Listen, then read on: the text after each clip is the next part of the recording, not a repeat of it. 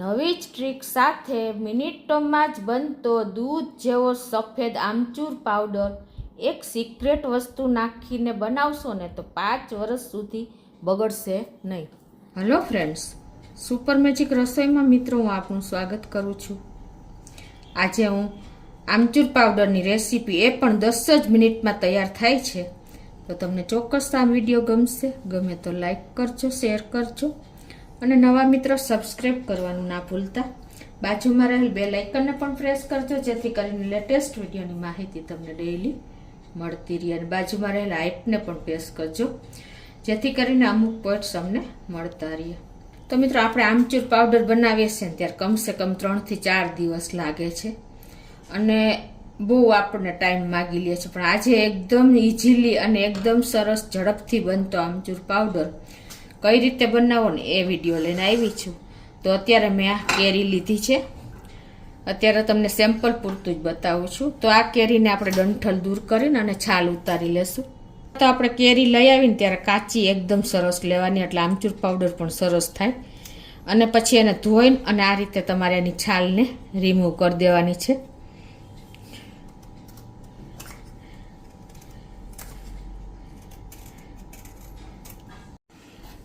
તો આ રીતે આપણે છાલ ઉતારી લીધી છે. હવે એને આપણે કટકા કરી નાખશું.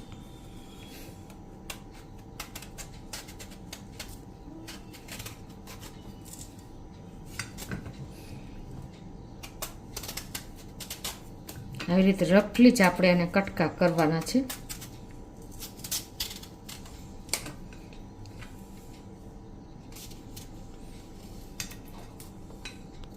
આ રીતે આપણે કટકા કરી અને એને એક મિક્સર જારમાં પીસી લેવાની છે. આ રીતે આપણે એને પીસી લેશું.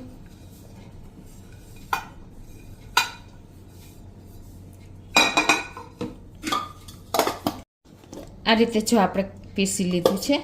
હવે તમારે કોઈ પણ આવી પ્લાસ્ટિકની બેગ લઈ લેવાની છે અને એને તમારે પ્લાસ્ટિક હોય તો પણ બેસ્ટ છે, પણ પ્લાસ્ટિક ન હોય તો આવી કોઈ પણ તમારી પાસે પ્લાસ્ટિકની બેગ હોય ને એને તમારે આમ કટિંગ કરીને બે સાઈડથી અને કાગળ બનાવી લેવાનો છે. આવી રીતે એટલે એકદમ સરસ તમારો બધો પલ્પ જેટલો હશે ને એટલો સમાઈ જશે.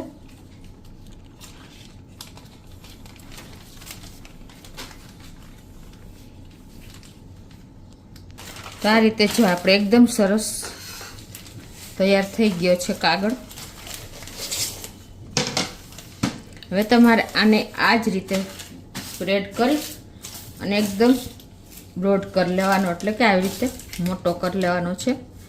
અને પછી તમારે હવે જે આપણે પલ્પ લીધો છે એને એમાં નાખી દેશું.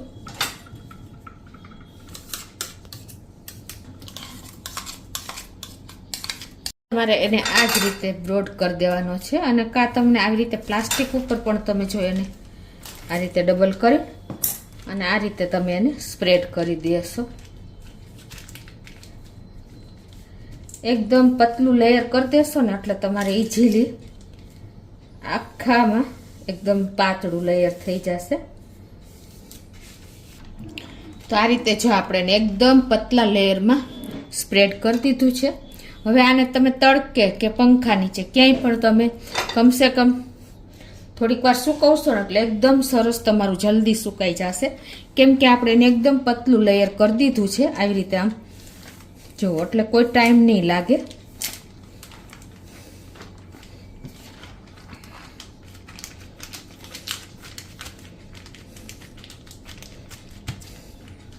તો હવે આને આપણે આ જ રીતે સુકાવા દેશું, પછી આગળ તમને બતાવું.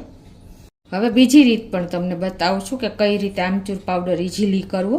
તો આ રીતે આપણે કેરીને છાલ ઉતારી પછી તમે આ રીતે એને પિલરથી લાંબી લાંબી આવી રીતે કરી શકો છો. જો આવી રીતે એકદમ સ્લાઇસ પતલી પતલી થશે ને એટલે જલ્દી તમારે સુકાઈ જશે. આવી રીતે તમારે ખાલી આપણે જેમ છાલ ઉતારતા હોય એ રીતે તમારે લાંબી સ્ટીપમાં આવી રીતે પિલરથી કેરીને છોલી લેવાની છે. તો આ રીતે આપણે એને જો સ્લાઇસમાં સમારી લીધી છે. આ રીતે પણ તમને એકદમ પતલી સ્લાઇસ થઈ જાય છે ને એટલે જરા પણ સુકાતા વાર નહીં લાગે. જુઓ આ રીતે તમારે એકદમ સરસ. પછી એને તમારે વાસણમાં નાખી અને પંખા નીચે કે તડકે આ રીતે તમે ફોડો કરીને અને સૂકવી દેવાની છે. આને પણ કોઈ ટાઈમ નહીં લાગે. તડકો હશે ને તો એક જ દિવસમાં તમારે આ સુકાઈ જશે. તો આ રીતે તમે બે રીતે આ ઇન્સ્ટન્ટ તમે જલ્દી આમચૂર પાવડર તૈયાર કરી શકો છો. પણ આપણે સૂકવી દેશું અને આગળ પછી બતાવું. તો જો આપણે કેરીના છાલ આપણે ઉતારીને અને જે આમચૂર પાવડર માટે સૂકવી હતી ને એકદમ સરસ સુકાઈ ગઈ છે. જુઓ આવી એકદમ ક્રન્ચી થઈ જશે. અને આ રીતે આપણે પ્લાસ્ટિકમાં પણ લગાવી હતી ને એ પણ તમને બતાવી દઉં કે આને પણ કોઈ ટાઈમ ન લાગ્યો. જુઓ તડકો સરખો હશે ને તો ઇઝીલી તમારા આ પડ જુઓ 15-20 મિનિટમાં તો ઇઝીલી સુકાઈ જશે છે ને, અને ખુલ્લી પણ જશે. આવી રીતે તમે ક્વોન્ટિટીમાં કરવી હોય ને તો મોટું પ્લાસ્ટિક લઈ અને તમે આ રીતે આમચૂર પાવડર મિનિટોમાં તૈયાર કરી શકો છો. આ મેં તમને સેમ્પલ જ બતાવ્યું છે અત્યારે. તો હવે આને આપણે પીસી લેશું. મિત્રો તમારે એકદમ દૂધ જેવો સફેદ આમચૂર પાવડર અને 5 વર્ષ સુધી બગડે નહીં ને તો તમારે શું કરવાનું છે કે જ્યારે કેરી છાલ ઉતારો અને ખમણો ને ત્યારે તમારે એમાં થોડુંક ફટકડીનો પાવડર પાણીમાં નાખીને પછી જ એમાં કેરી નાખવાની કે ખમણવાનું. એટલે તમારો આમચૂર પાવડર દૂધ જેવો સફેદ એકદમ બનશે.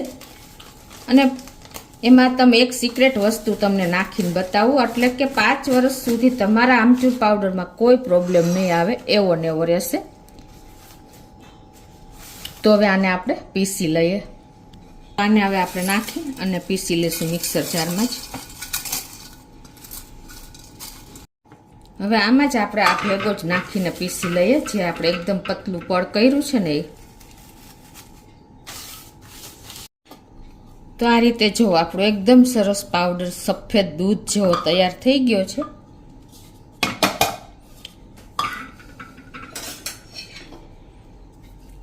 જુઓ છે ને મિત્રો, આ પાવડર તમે 5 વર્ષ સુધી એક સિક્રેટ વસ્તુ નાખશો ને તો બગડશે નહીં. તો એમાં સિક્રેટ વસ્તુમાં તમારે ક્વોન્ટિટી પ્રમાણે અત્યારે મેં 1 કેરીનો જ પાવડર તમને બતાવ્યો છે. તો અત્યારે 1/2 ટીસ્પૂન જેવું મીઠું નાખી દઉં છું. આ મીઠાથી તમારો આમચૂર પાવડર ક્યારેય ટેસ્ટમાં કે કલરમાં ચેન્જ નહીં થાય. આ રીતે તમારે મિક્સ કરી લેવાનો છે. અને જ્યારે તમે કેરીને સમારો કે પીસો ને ત્યારે તમારે છાલ ઉતારીને તરત જ એને ફટકડીના પાવડરના પાણીમાં નાખી દેવાની છે. એટલે એનો કલર એકદમ સફેદ જ થશે. ખમણો તો પણ તમારે સીધું ખમણ ફટકડીના પાણીમાં જ નાખવાનું. પછી ધોઈને તમારે એને જે પીસવું હોય કે આપણે ચિપ્સ કરી એ રીતે તમારે એને કાઢીને અને પછી સૂકવવાનું છે. તો દૂધ જેવો સફેદ પાવડર તમારો આ ટ્રીક અજમાવશો ને તો થશે. મિત્રો માર્કેટમાં આપણે આમચૂર પાવડર લેવા જઈએ છીએ તો મોંઘો પણ પડે છે અને મિક્સિંગ પણ હોય છે. આટલો ચોખ્ખો પાવડર તમે ઘરે ઇઝીલી નજીવી પ્રાઇસ એટલે કે કિંમતમાં તૈયાર કરી શકો છો.